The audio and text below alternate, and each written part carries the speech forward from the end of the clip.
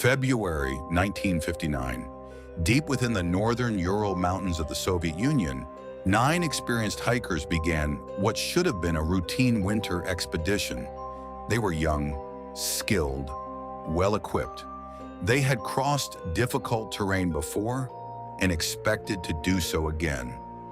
None of them imagined they were walking into one of history's greatest unsolved mysteries. Weeks later, search teams finally reached their campsite. At first glance, everything seemed strangely ordinary. Their tent still stood against the mountainside. Food remained inside. Warm clothing, boots, cameras, journals, all left behind. But then investigators noticed something impossible. The tent had been cut open from the inside. Whatever happened that night forced 9 experienced mountaineers to abandon the only shelter they had and step into temperatures approaching minus 30 degrees Celsius. Some of them walked for more than a kilometer through deep snow before collapsing. Others were discovered months later beneath several meters of snow, suffering devastating internal injuries while showing surprisingly little external trauma. There were no signs of another group attacking them, no evidence of a struggle around the campsite, no clear explanation left behind. Over the decades, countless theories have attempted to solve the mystery. Avalanches, secret military experiments, infrasound, paranormal forces, even extraterrestrial visitors. But beneath decades of speculation lies a very different story. One hidden inside the original investigation files. The photographs, the weather reports, the forensic examinations, and the mountain itself. Tonight, we reopen the file, not to repeat the myths, but to investigate the evidence. No one has ever fully explained why those 9 hikers left their tent. This is case file number 2.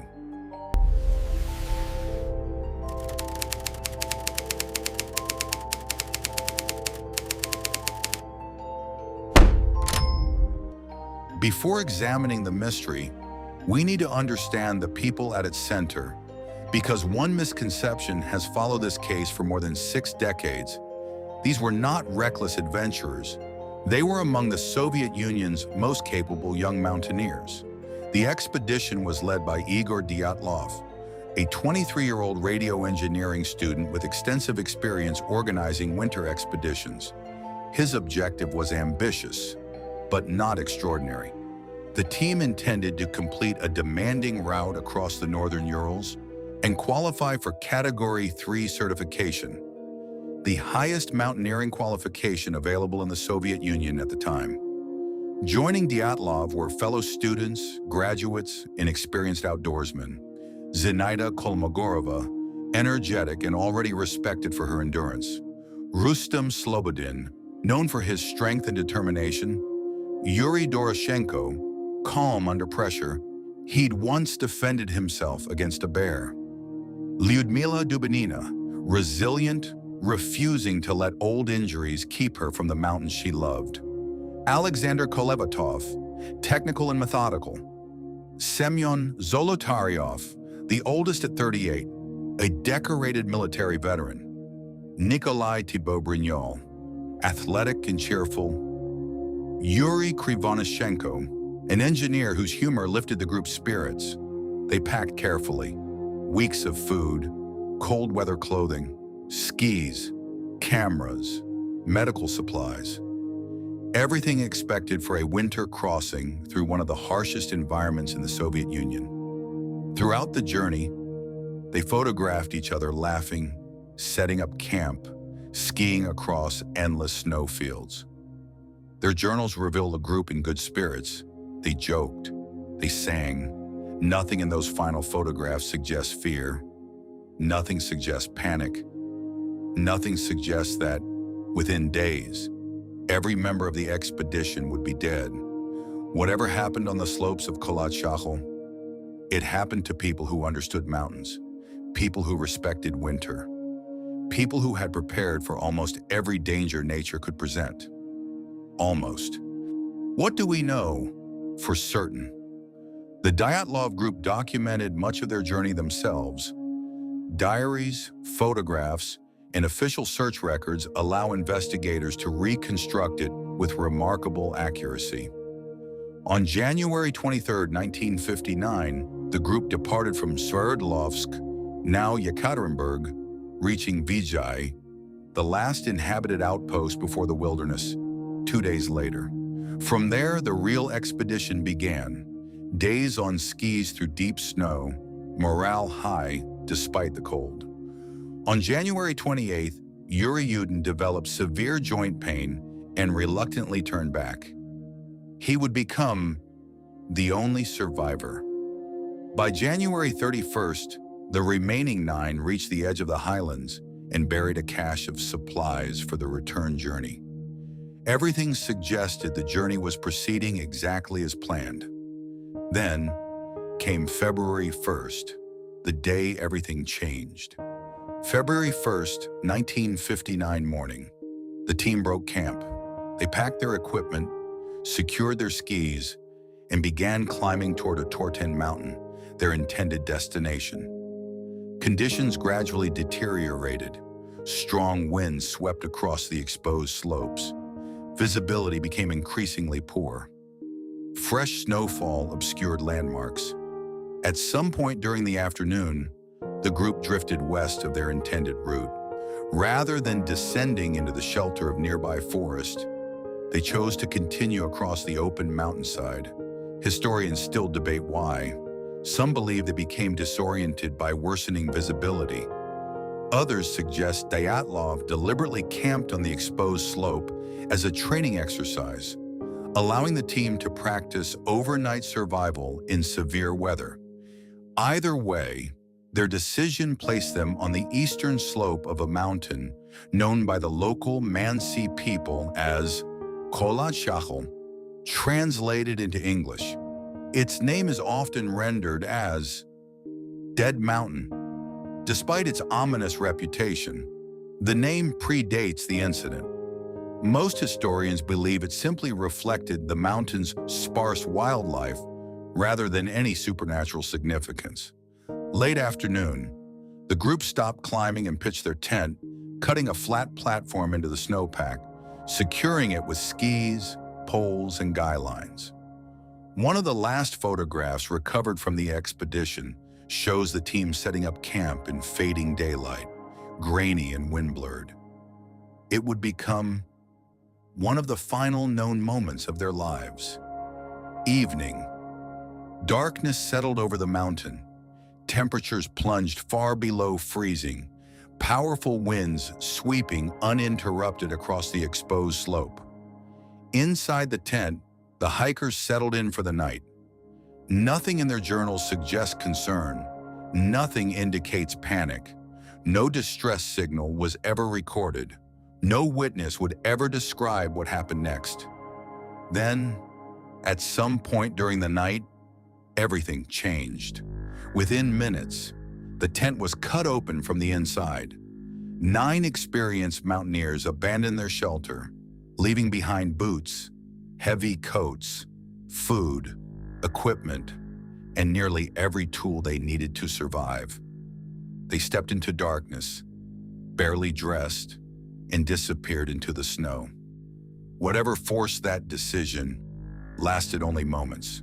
Its consequences would last forever. The timeline ends here. From this point forward, there are no eyewitnesses. Only evidence. And like every cold case, the evidence would become the only witness left to question.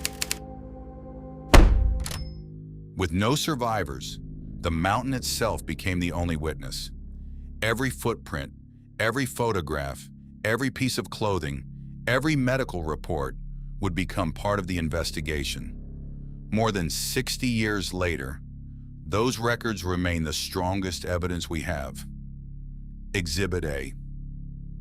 The tent. When search teams reached the campsite on February 26, 1959, they found the tent still standing, though damaged.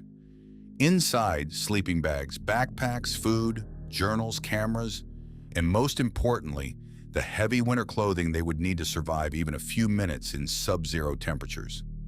Several cuts were found in the fabric, made from inside the tent. The occupants left without using the main entrance. Exactly why they chose that method remains one of the central questions of the entire case. Exhibit B, the footprints. Below the tent, investigators documented a trail of footprints leading downhill toward a nearby forest. Some in boots, some in socks, some barefoot. The trail extended for several hundred meters before wind and drifting snow erased the rest. Early investigators noted the prints didn't look like chaotic flight, but a more orderly descent, though the surviving evidence is incomplete and weather had already altered the scene before anyone arrived. The footprints tell us one thing with confidence. The group left the tent together and headed toward the forest. Exhibit C, the cedar tree.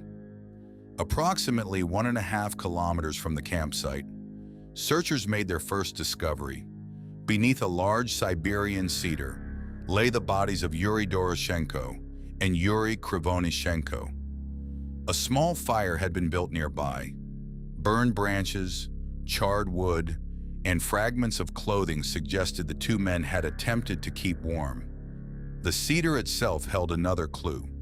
Several branches were broken high above the ground. Investigators concluded that at least one person had climbed the tree, perhaps to search for the missing tent, perhaps to look for companions, or perhaps to escape something below. The evidence cannot tell us which. Exhibit D, the slope. Between the cedar and the abandoned tent, 3 more bodies were recovered.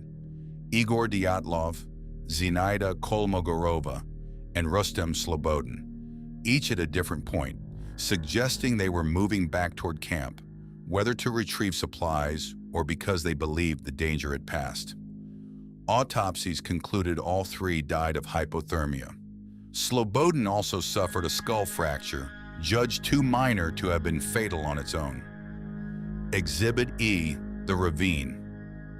The remaining 4 hikers weren't discovered until May, after the snow melted, found inside a ravine beneath several meters of compacted snow.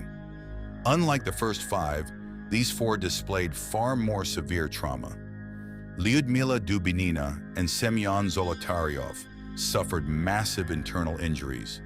Nikolai Thibault-Brignol, a severe skull fracture. Medical examiners found surprisingly little damage to the surrounding soft tissue. The force required was considerable, comparable to a serious vehicle collision. Yet there was no evidence of assault, no defensive wounds, no knife injuries, no bullet wounds. The source of those injuries remains one of the most debated aspects of the case. Exhibit F. The clothing investigators also noticed something unusual. Several hikers were wearing garments that originally belonged to others in the group, removed from those who died first and redistributed among survivors. This suggests at least some members remained alive long enough to make deliberate survival decisions, not panic, adaptation. By the end of the investigation, the evidence painted a puzzling picture: a tent opened from within, a deliberate descent toward the forest, attempts to build a fire, some returning toward camp, others sheltering in a ravine. No confirmed signs of an external attack. No single piece of evidence explaining every decision. The mountain had revealed its clues, but clues alone do not solve a case. To understand what happened, every explanation must now face the same question. Does it fit the evidence? Every mystery creates theories. Some survive scrutiny, others collapse under the weight of evidence. The Dyatlov Pass Incident has inspired dozens of explanations over the past 6 decades, but only a handful deserve serious consideration. One by one, let's put them on trial. Theory 1. A slab avalanche. For many years, this was the most conventional explanation. A slab of unstable snow broke loose above the campsite, and fearing a larger collapse, The hikers cut their way out and planned to return once the danger passed. At first glance, it explains why they abandoned the tent, left quickly, and why some later attempted to return. But the tent remained largely intact, and search teams reported no obvious avalanche debris weeks later, objections that caused many researchers to reject the theory for decades.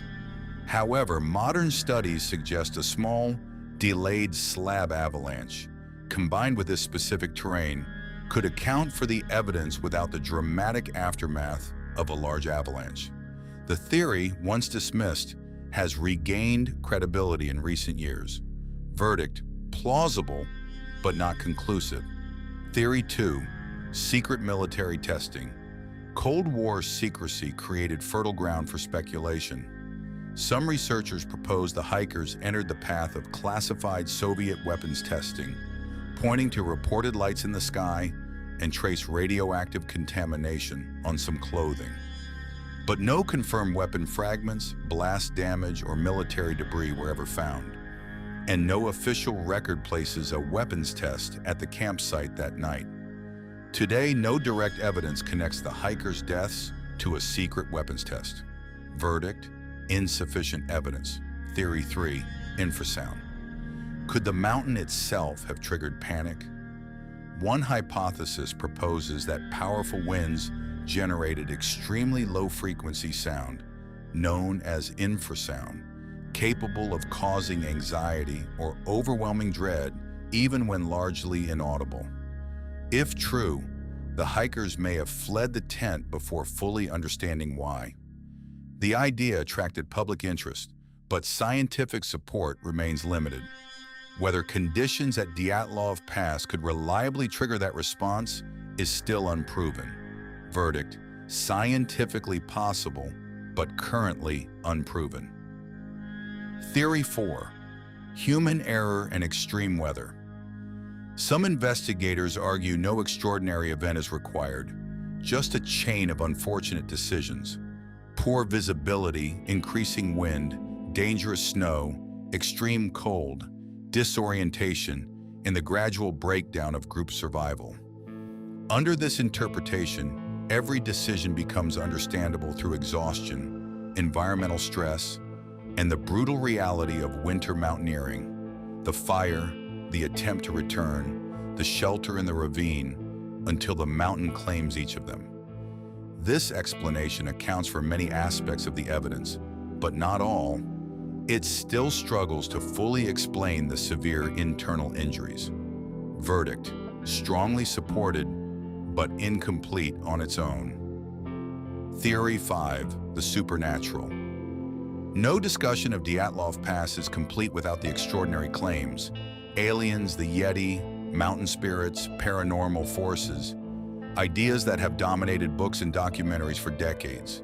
Yet they share one critical weakness: no verifiable evidence, no physical trace, no investigative findings. As compelling stories, they endure. As investigative conclusions, they do not. Verdict: unsupported by evidence. Each theory answers some questions, none answers every question. That is why, more than 60 years later, the Dyatlov Pass Incident remains one of history's most debated cold cases. But investigations are not about finding perfect answers. They are about finding the explanation that best fits the available evidence. And today, one conclusion stands above the rest. After examining the evidence, the timeline, and the competing theories, what conclusion can we reasonably reach? Why did the hikers leave the tent? The evidence strongly suggests they believed remaining inside had become more dangerous than stepping into the freezing night. They acted quickly, not irrationally, decisively. Once outside, their priorities changed. The forest offered shelter. There they attempted to survive. A fire beneath the cedar, one member climbing its branches. As the cold intensified, the group separated, some attempting the journey back to the tent, others remaining near the fire, the last survivors seeking the ravine, where deep snow may have offered insulation from the wind. Ironically, that same terrain may also have caused their most severe injuries. Modern research suggests collapsing snow within the ravine could generate enough pressure to cause devastating internal trauma without the wounds typically seen in an assault. This explanation doesn't answer every question, but it aligns more closely with the evidence than secret weapons, paranormal forces, or unknown attackers. The tragedy at Dyatlov Pass was almost certainly not a single mysterious event, but a devastating chain of decisions, environmental hazards, and unforgiving winter conditions. Sometimes history's greatest mysteries are not created by impossible events. They are created by ordinary events unfolding under extraordinary circumstances. Yet one truth remains impossible to ignore. No one witnessed those final hours. No recording captured the conversations inside the tent. No survivor returned to tell the story.